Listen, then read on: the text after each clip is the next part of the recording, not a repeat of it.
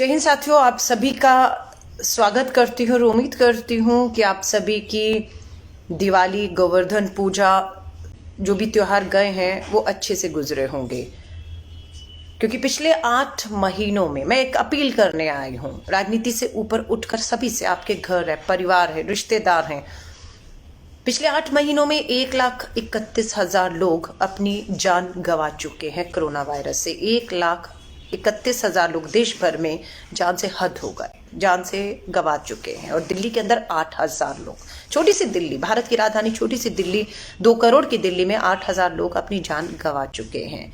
देश में मामले 90 लाख लोग कोरोना ग्रसित हो चुके हैं। पूरा देश कोरोना की चपेट में आया हुआ है, पीक चल रहा है इस समय। दिल्ली की सरकार ने कहा था कि दिल्ली का मॉडल पूरे विश्व के लिए, अमेरिका तक के नाम लेकर कहा कि उसके लिए एक बहुत बड़ा उदाहरण बन रहा है दिल्ली का मॉडल कोरोना काल में। आज वही दिल्ली, भारत की राजधानी दिल्ली, पूरे विश्व में अगर कोई शहर सबसे बदतर हालात में पहुंच चुका है। दिन में 8-8 हजार मामले रोज के आ रहे हैं और पिछले 10 दिन में 1,000 से ऊपर लोग मौत के मुंह में गए हैं भारत की राजधानी दिल्ली में। दिल्ली वालों से कह रही हूं, हाथ जोड़कर कह रही हूं, देश की सरकार, दिल्ली की सरकार ने पूरी राजधानी दिल्ली को, आपको, देश को मौत के मुंह में झोंक के छोड़कर पीछे हट गए हैं। मई में पीक आया और फिर का हालात बेहतर हो गए हैं। विज्ञापन शुरू हो गए, श्रेय लेने की लड़ाई शुरू हो गई। भाजपा आम आदमी पार्टी के होर्डिंग से दिल्ली पटी हुई थी श्रेय की लड़ाई कि हमने विजय पा ली, जश्न शुरू हो गए।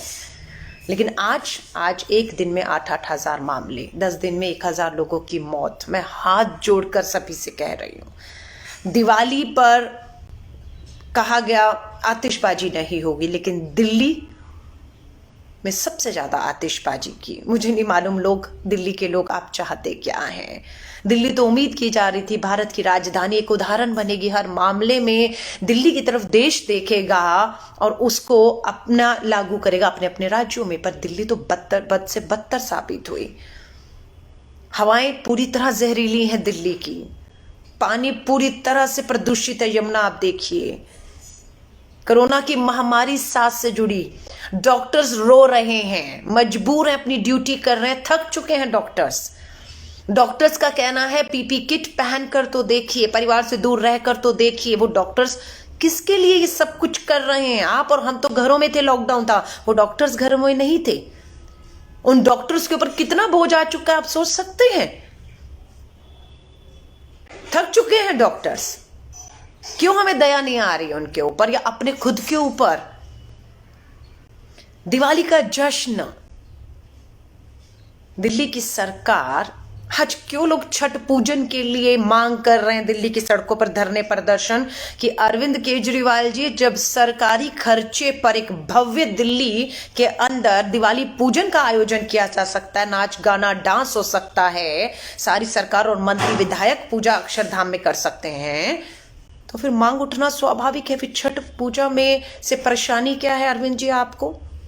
काश आपने वो दिवाली का भव्य आयोजन पूजन ना किया होता तो हम कहने के लायक बनते कि ये कोरोना काल चल रहा है, पूरी दिल्ली काल के मुंह में जा रही है। 2020 में हम अगर दिवाली, दशहरा, ईद, ये सब त्योहार नहीं मनाएंगे तो क्या फर्क पड़ेगा? एक साल में जाने तो बचेंगी।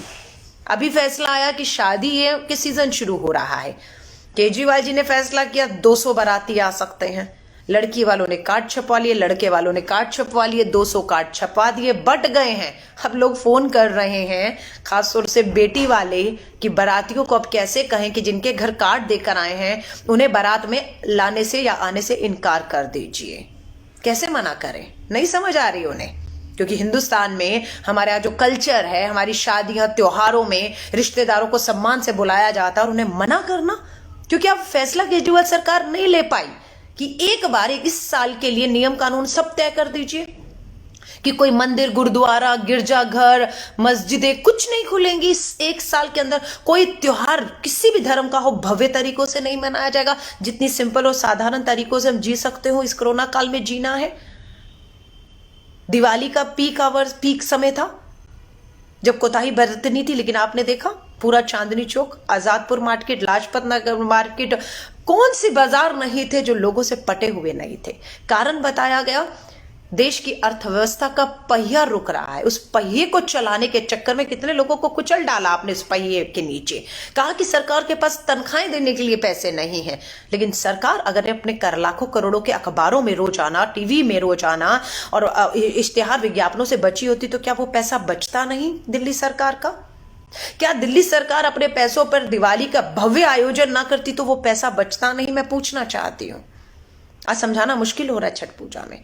मैं हाथ जोड़कर आपसे कहूंगी, पूरी तरह से बर्बादी की ओर बढ़ रहे हैं और कोई आपस में एक दूसरे को सहयोग नहीं कर रहा। दिल्ली के अंदर 3 टायर सरकार है, नगर निगम, दिल्ली सरकार और केंद्र सरकार। नगर निगम और केंद्र में भाजपा है, दिल्ली में केजरीवाल है, कांग्रेस कहीं नहीं है। फिर भी हम कह रहे हैं आप जो नियम कानून लाएंगे कांग्रेस पूरी तरह से तीनों सरकारों के फैसलों को मंजूर करेगी, पूरा सहयोग करेगी, लेकिन फैसले आपको करने हैं।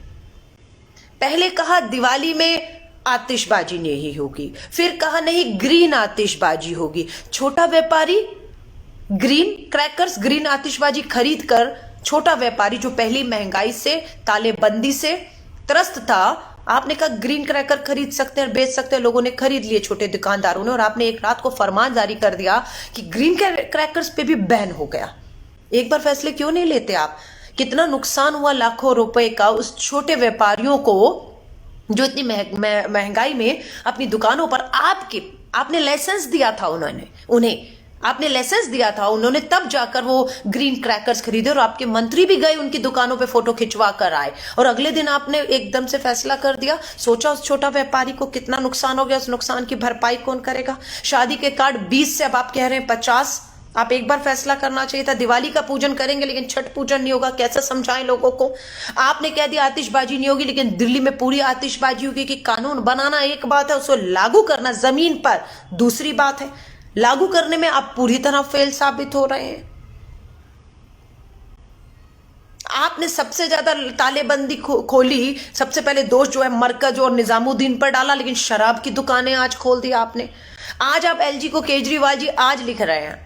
दिल्ली के मंत्री रहे अजय माकन जी 11 नवंबर को ट्वीट करते हैं, जब 8000 मामले आए 11 तारीख को, अरविंद केजरीवाल जी गंभीरता दिखाइए, ये जश्न, ये विज्ञापन, ये सब जो आप कर रहे हैं, ये अभी मत करिए, इसका समय अभी नहीं है। अभी हमने कोरोना पे जीत हासिल नहीं की, तालाबंदी आपको करनी होगी, क्योंकि लोगों की जिस तरह से भीड़ बढ़ रही है, मास्क और सोशल डिस्टेंसिंग की धज्जियां उड़ाई जा रही हैं। देश के प्रधानमंत्री को हमने खुद देखा कि बिहार में आंशिक जीत, पर प्रधानमंत्री जी अपना पीएमओ छोड़कर रक्षा मंत्री, गृह मंत्री 3 के लिए जबरदस्त रूट लगा, वीवीआईपी रूट लगता है, आसपास कोई नहीं आ सकता, और घंटों जाम में फंसे रहे, क्योंकि भाजपा मुख्यालय आईटीओ पर जश्न मनाने जो पहुंचना था। चाहते तो देश के प्रधानमंत्री जी, गृह मंत्री, रक्षा मंत्री एक उदाहरण पेश कर सकते थे कि डिजिटल आप अपने कार्यकर्ताओं को संबोधित करते, बधाई देते, जश्न मनाते, लेकिन नहीं, आपने घंटों जाम रखा। और भाजपा मुख्यालय में प्रधानमंत्री जी ने खुद अपना मास्क उतारा और हाथ हिलाया। उन्हें लग रहा था कि मैं मास्क नहीं उतारूंगा तो मुझे लोग पहचानेंगे नहीं। देश के गृह मंत्री अमित शाह जी को हमने मंदिरों में पूजा करते हुए भीड़ में देखा, लेकिन मास्क नहीं पहना था। अरविंद केजरीवाल जी जब जाते हैं तो अधिकतर मास्क उनकी ठुड्डी पर रहता है, कि मास्क नाक के लिए नहीं, ठुड्डी के लिए। आपने अंतरराष्ट्रीय हमारा बस अड्डे आपने खोल दिए, मेट्रो आपने खोल दी, ऑटो में, बसों में आपने जो नंबर तय किया था 50% खत्म कर दिया आपने।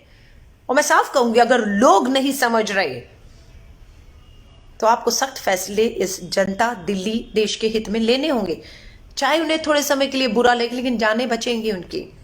10 दिन में भारत की राजधानी दिल्ली में 1000 लोग मौत के मुंह में। कहते घर में एक मौत हो ना, घर में एक मौत हो तो जश्न नहीं मनाए जाते। अरविंद केजरीवाल जी, भारत की राजधानी दिल्ली में 8 महीनों में 8000 लोग मौत के मुंह में चले गए, और आपने भव्य जश्न, सरकारी खर्चे पर अक्षरधाम में भव्य जश्न मनाया। कैसा जश्न था? दिल्ली के 8000 लोग मौत के मुंह में चले गए। क्या साधारण तरीकों से घरों से बैठकर हम लोग दिवाली का जश्न मना के एक उदाहरण पेश नहीं कर सकते थे कि घरों में परिवार के 4 लोगों में पूजन होता ताकि उसका उदाहरण बनता? दिल्ली के अस्पताल में मैंने डॉक्टरों के बारे में बताया है, थक गए हैं वो 8 महीनों में, कोई छुट्टी नहीं मिल रही उनको। पीपी किट में आप रहकर तो देखिए, तनख्वाही नहीं मिली 3 महीने तक, कस्तूरबा गांधी अस्पताल और दिल्ली नगर निगम के अस्पतालों के डॉक्टरों को 3 महीने की तनख्वाही नहीं मिली, धरने पर जाना पड़ा, तब प्रदर्शन उनको पिछले 3 महीने की मिली, अगले 3 महीने की तनख्वाही नहीं है, फिर भी वो आपके लिए हमारे लिए ड्यूटी कर रहे हैं। दया कीजिए उनके ऊपर। सरकारी अस्पतालों में दिल्ली सरकार का हेल्थ स्वास्थ्य का मॉडल ध्वस्त हुआ। क्या कब हुआ ध्वस्त? 2 मंत्री मनीष सिसोदिया जी और सत्येंद्र जैन सरकारी अस्पताल में सुविधाओं के अभाव के चलते गंभीर हुए, तो मैक्स में दोनों को निजी अस्पताल में तुरंत शिफ्ट करना पड़ा, क्योंकि सरकारी अस्पताल में सुविधाएं नहीं थी। गरीब आम आदमी, अपने बारे में सोचिए आप, क्या सरकारी अस्पताल में सुविधा के अभाव हुआ तो आपको सरकारी खर्चे पर क्या किसी निजी अस्पताल में वेदांता मैक्स में भेजा जाएगा? नहीं भेजा जाएगा। सोचिए अपने बारे में। वो तो मंत्री थे, अपना ही ध्वस्त हो गया मॉडल उनका इस कोरोना काल में। अपने ही मंत्री निजी अस्पताल में सरकारी खर्चे जैसे लाखों रुपया देकर इलाज करा के घर चले गए। आप समझ रहे हैं? आपका इलाज नहीं होगा निजी अस्पतालों में जब तक आपके पास लाखों रुपया ना होगा। बस बिस्तर आपके रिजर्व किए हैं, आईसीयू वेंटिलेटर्स, लेकिन खाली होंगे तो रिजर्व करेंगे ना। दिल्ली सरकार गई कोर्ट में कि निजी अस्पतालों में आईसीयू बेड रिजर्व करिए, वो कहते कर दीजिए, खाली होंगे तो रिजर्व होंगे ना। जब खाली ही नहीं है तो रिजर्व का क्या मतलब हुआ? और सुविधाओं का अभाव पूरे सरकारी अस्पतालों में है, ध्वस्त हो चुकी है पूरी व्यवस्था। ख्याल रखिए अपना बच्चों का, हाथ जोड़कर मैं कह रही हूं। मास्क का इस्तेमाल करिए, सोशल डिस्टेंसिंग करिए, बहुत मजबूरी ना हो मत निकलिए घरों से काम कर सकते हो कीजिए। अब आज दिल्ली के मुख्यमंत्री ने, अजय माकन जी ने 1 हफ्ता पहले कहा था कुछ सोचिए, और आज वो सोच रहे हैं कि शादी में 200 नहीं 50 लोग बुला लेते हैं, दिवाली मना दी, अब हम लोग छठ नहीं मनाते हैं, हम जो है अब लॉकडाउन कर देते हैं। आप समझ रहे हैं? जब सिर के ऊपर से पानी निकल चुका है, कहते हैं ना देर आए दुरुस्त आए। अब देर तो इतनी होगी, दुरुस्त आने का कोई मतलब ही नहीं। अपनी जानें बचा लीजिए, बस मैं ये कहूंगी, दिल्ली के लोगों से कहूंगी, जानें बचाइए अपनी। शादी का कार्ड आया हो, सगन भिजवा दीजिएगा, बाद में माफी मांग लीजिए, वीडियो कॉल पे शुभकामनाएं दे दीजिए, पर कोशिश करिए और अभी से सूचित कर दीजिएगा, क्योंकि जिसने कार्ड दिया है वो बेचारा अपनी बारात पे, बेटी की बारात में कितना खाना बनाकर बैठा होगा 200 लोगों को कार्ड देकर, लेकिन वहां पहुंचने 50 हैं और पता नहीं 200 को कार्ड दिया तो 200 भी आ गए, तो खाना 50 का बनाऊं या 200 का बनाए, कुछ नहीं मालूम। तो लोगों को कहूंगी, दिल्ली के लोगों को कहूंगी, हाथ जोड़कर अपना ख्याल खुद रखिए, प्लीज मत निकलिए घरों से। और ये साल तो इतना बदतर इसलिए हो गया है कि वायु प्रदूषण और कोरोना दोनों सांस और लंग से जुड़ी बीमारियां हैं, दोनों। वेंटिलेटर आईसीयू बेड नहीं है, मान जाइएगा। अमित शाह जी के कूदने से या केजरीवाल के जागने से अब चीजें बेहतर नहीं होंगी, रात भर में बेहतर नहीं होंगी। आंकड़ों का खेल होगा अब, आंकड़ों का खेल। अगर एक दिन में 8 हजार मामले आ रहे, पिछले 10 दिन में 1000 लोग दिल्ली में मौत के मुंह में गए हैं, तो मुझे ये बताइए, बिस्तर बढ़ाने से, वेंटिलेटर आईसीयू बढ़ाने से मामले नहीं रुकेंगे। ये कहते हैं आप बीमार होइए, आप कोरोना ग्रसित होइए, हम कोशिश करेंगे कि आपको आईसीयू बेड मिल जाए, वेंटिलेटर मिल जाए और आपकी जान बच जाए, दवा तो नहीं आई, लेकिन संक्रमण से कैसे बचा जाए, इसका इनके पास कोई अब उपाय नहीं है। संक्रमण से आपको और हमें खुद ही बचना है कि हमें सोशल डिस्टेंसिंग रखनी है, मास्क का इस्तेमाल करना है, हाथ लगातार धोने, मजबूरी ना हो तो घरों से नहीं निकलना, घरों से हमें काम करना है, बस ये आपको करना है। अगर आप ये करेंगे तो आप बच जाएंगे, वरना मालूम नहीं कितने लोग अभी भी मौत के मुंह में जाने के लिए जो है वो तैयार बैठे हैं, क्योंकि लापरवाहियां हो रही हैं।